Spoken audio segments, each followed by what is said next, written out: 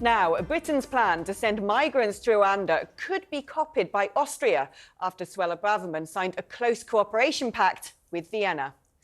The Home Secretary met with Austrian Interior Minister Gerhard Kahner to discuss using safe third countries to tackle illegal migration. The pair also agreed to combat serious and organised crime, boost cyber security and prevent online radicalisation.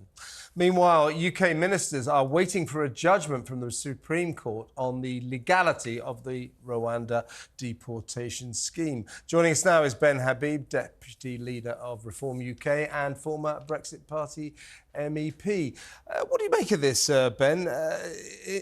We haven't even got the go-ahead from our own Supreme Court. We're waiting for that verdict at some point in the middle of November, whether or not we can start deporting migrants to Rwanda. What I find intriguing about that is if the Supreme Court does give the government the go-ahead, they're going to move at the speed of light and send the first migrant to Rwanda, wait for it, drum roll, on February the 24th. Why will that take 3 minutes? But I digress. What is going on here in terms of this new Accord cordial with Austria? Does it mean that more countries might adopt a Rwanda-style scheme?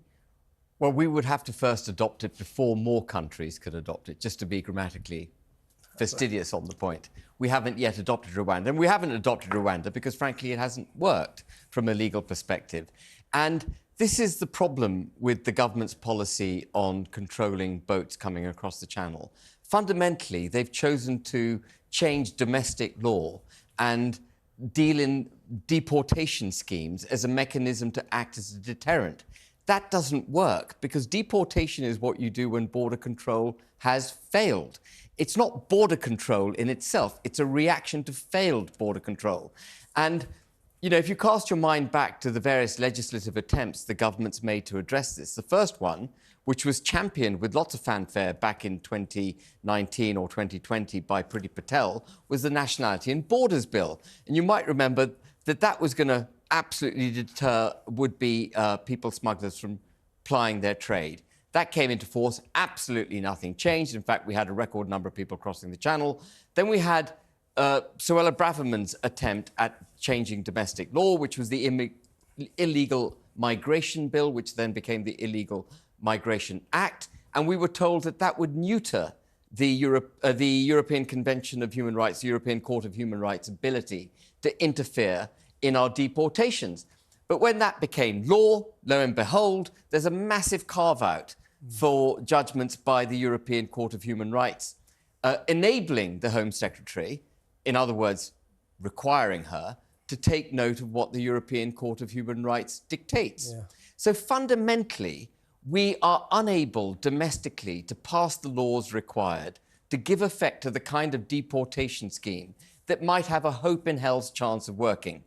But just at a practical level, if I'm not going too fast for this discussion, but just... You're going too fast for me. I'm sure the viewers are right across it. But just at a practical level, for a deterrent to act as a deterrent, it has to be capable of being implemented at scale. The maximum number of people that could go to Rwanda is down at about 2,000 to 4,000 people. We get that in a week. That is not going to be a deterrent. If you've made the journey all the way across the Mediterranean to Lampedusa, then into Italy, you've taken the trouble to walk up to Calais, get in a dinghy, come across to the UK, you're not going to be deterred by a 90% success rate. Yeah. Yeah. I mean, is it not the case? I mean, looking at this, and I remember when this policy was first announced, there was the odd newspaper headline saying Sweden were looking at it kind of curiously, saying, well, if they do it, maybe we could do the same. You've had Italy suggesting they could use their navy to intercept boats coming from Tunisia. Of course, Ursula von der Leyen didn't like that idea and would rather do a pact with Tunisia and send them a blank cheque instead, which clearly... does not work. Yeah, they're just going to cash and not do anything about the migration flows. Is not the problem here that, in many respects, successive governments have co-opted, if not delegated, power and decision-making to supranational organisations who hand-wring and say everyone's got to be nice, everyone's got to be tolerant, and as a result, we're not doing any of these things. No one's putting their head above the parapet and being the first to intercept a boat, being the first to properly deport someone. They're all waiting for someone else to do it. Well, you're absolutely right. At clearly at fault here is the European Union, and we're suffering the hangovers of being a member of the EU, because at its heart, the EU wishes to do away with nation states. And its most symbolic policy in that regard is the Schengen zone, where you literally don't have borders in Italy. So once you've got to Italy as an illegal migrant, actually it's no problem at all to get to Calais. And if you've got that freedom of movement within Europe, it makes Europe a natural target. But you're so right, Alex. What needs to be done is for the boats to be stopped before they get to Italy in the first place. What Meloni was elected to do, the Prime Minister of Italy, what she was elected to do was to stop the boats. That's what she said she would do. And the only way... Sounds familiar, doesn't it? Familiar.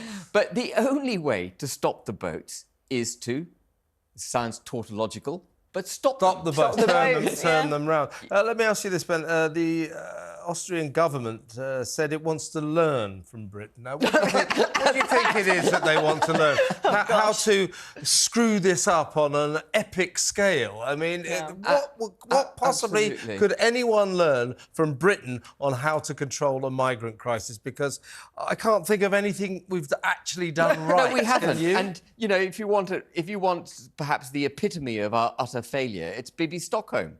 You know, this vast, monolithic, rusty hulk with no one on it. The 5 people on it have complained they're seasick today, by the way, because of the storms. They're feeling very seasick because this, you know, boat the size of 25 Wembley stadiums might have moved at least they're not terrified of water like the previous. Yeah, they weren't seasick crossing the channel, though, were they? No, they but were fine seriously, then. I mean... the other thing I'd like to know is, you know, I don't know the details here, but if you intercepted any of these migrants as they make their way from the Middle East or Africa through Italy, and you went, where are you headed? Oh, we're hoping to get to Austria. It's not, I mean, Austria will never have the problem that we have on the scale that we have it. No. So quite what they want to learn from us, God knows. I mean, what is very interesting, Kevin, is that Poland, which is obviously part of the Schengen zone, gets no illegal migration because they know they'll be given no truck, no sympathy, no massive state largesse looking after them, feeding them, giving them a roof over their heads, giving them free medical attention, free dental care, cash in their pockets, Wi-Fi, you name it, we give it to them, a gym, a pool table, everything. And what do they get in France? A tent, if they're lucky. They get a tent. And if they're lucky. And that's why the correct name for this is economic migration. Well, I'd say I think it's even more sinister than that in some regard. And I'm glad you brought up Poland. Do you remember the images not that long ago of Russia busing a load of migrants to Belarus, to the borders of Poland, trying to create civil unrest? And the Polish were just there saying, you ain't coming in, these fences are staying there. And what we've subsequently learned, although it's barely reported, is that who's all around Africa protecting Russian assets, but also helping to corral these migratory flows? Group. It's the Wagner mercenaries. And all these do-gooders out there saying, oh, they're all refugees. No, these people are being used as a pawn in a wider geopolitical game. There is a war going on, and they are geopolitical armoury. That's precisely what they're being used as. And the Polish were utterly robust in their position, which was the correct thing to do. They had the fence, and behind the fence, believe it or not, was the army. And if you're faced with the Polish army, you're not going to break the law. You're not going to cross the border. And at the end of the day, the only way to enforce your border is to make it known to those who wish to cross it illegally that they will be warned once, they will be warned twice, and then action will be taken which could be dangerous to their health. You know, it's as simple as that. 100 years ago, the Channel acted as a mechanism to protect the United Kingdom. One of the challenges Hitler faced was getting across the Channel. Right. Now it's become our Achilles heel because we've become so politically weak. We're not prepared to stop those people who got in a dinghy in perfectly safe France to willfully make a journey for 25 miles.